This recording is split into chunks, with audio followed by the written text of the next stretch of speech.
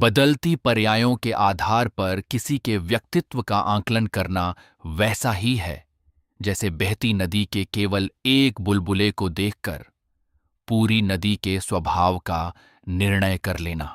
जिसे हम आज देख रहे हैं, चाहे वो किसी का क्रोध हो, असफलता हो, अहंकार हो या गरीबी, वह मात्र एक पर्याय है, एक क्षणभंगुर अवस्था है जो समय के साथ विलीन हो जाएगी। अध्यात्म हमें सिखाता है कि सत्य पर्याय में नहीं, बल्कि उस द्रव्य में छिपा है जो इन तमाम बदलावों के पीछे अडिग खड़ा है। जैसे मंच पर अभिनय करता हुआ कलाकार कभी फटे हाल भिखारी बनता है तो कभी मुकुटधारी राजा, लेकिन पर्दे के पीछे वो केवल एक मनुष्य ही रहता है। यदि हम उसकी वेशभूषा को देखकर उसे सचमुच भिखारी मान लें तो ये हमारी समझ की चूक है, उस कलाकार की वास्तविकता नहीं। अक्सर हमारी दृष्टि इतनी संकीर्ण हो जाती है कि हम किसी की एक भूल या एक परिस्थिति को ही उसका पूरा जीवन मान बैठते हैं। हम भूल जाते हैं कि हर इंसान एक निरंतर विकासशील चेतना है, जो आज अज्ञान के अंधेरे में है, कल वही ज्ञान के प्रकाश से जगमगा सकता है।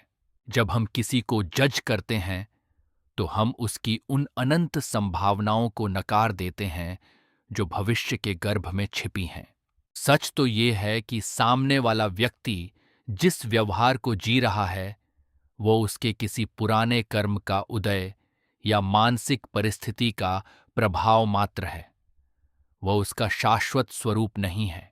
इसलिए जब आप किसी की उग्रता या कमजोरी देखें तो क्रोध के बजाय करुणा भाव लाएं, क्योंकि आप उसकी आत्मा को नहीं बल्कि उसकी एक अस्थाई पोशाक को देख रहे हैं। ये नियम केवल दूसरों पर ही नहीं, स्वयं पर भी लागू होता है। अपनी वर्तमान की कमियों या असफलताओं को देखकर खुद को छोटा न समझें। आप वो लहर नहीं हैं जो उठकर शांत हो जाती है, आप वो अथाह सागर हैं जिसकी गहराई में शांति का खजाना छिपा है। लहरें उग्र हो सकती हैं, पर सागर का जल हमेशा शीतल ही रहता है। अपनी दृष्टि को पर्याय से हटाकर द्रव्य पर टिकाएं। जब आप अवस्था के पार जाकर अस्तित्व को देखना सीख जाएंगे, तब न कोई शत्रु बचेगा और न ही कोई शिकायत। आज का संदेश यही है कि बाहरी आवरणों को छोड़कर भीतर के शुद्ध तत्व को पहचानें, क्योंकि वहीं सच्चा सुख और समता छिपी है।